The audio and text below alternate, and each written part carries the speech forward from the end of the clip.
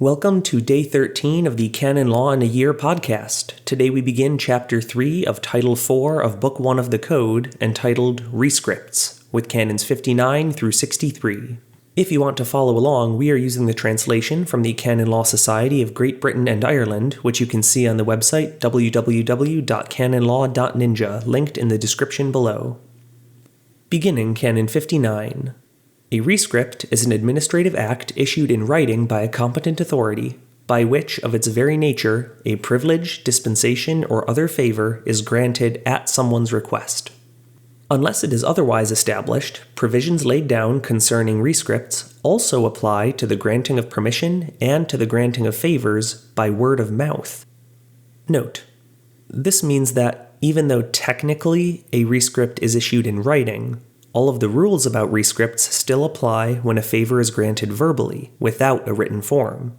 If it does what a rescript does, you treat it like a rescript. Or as I like to put it, if it quacks like a rescript, it's a rescript. Continuing with Canon 60, any rescript can be obtained by all who are not expressly prohibited. Note: so if you aren't specifically not able to, then you can receive a rescript. You will notice similar sentiments elsewhere in the code, as assumptions are often in favor of the person in question.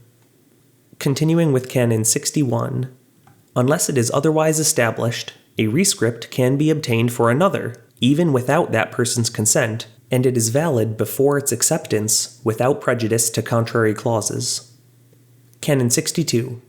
A rescript in which there is no executor has effect from the moment the document was issued. The others have effect from the moment of execution. Canon 63.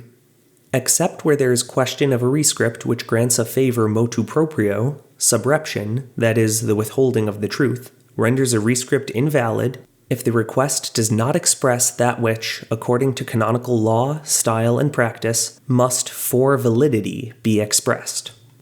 Obreption, that is, the making of a false statement, renders a rescript invalid if not even one of the motivating reasons submitted is true. In rescripts of which there is no executor, the motivating reason must be true at the time the rescript is issued. In the others, at the time of execution. Note: motu proprio, you may remember from Canon 38, means on his own impulse, so an act done without it being requested by someone else. So if someone requested a rescript, but lied about the reasons or else withheld some truth that would impact the decision, then the rescript would be invalid. But this, of course, would not affect a rescript which is given without being requested, aka motu proprio. That is the end of today's canons.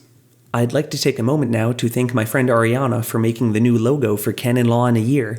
Thanks to her, the show is finally stylish. Now this is the end of Day 13. I will see you all tomorrow for Canons 64 through 67. Have a great day, and God bless you.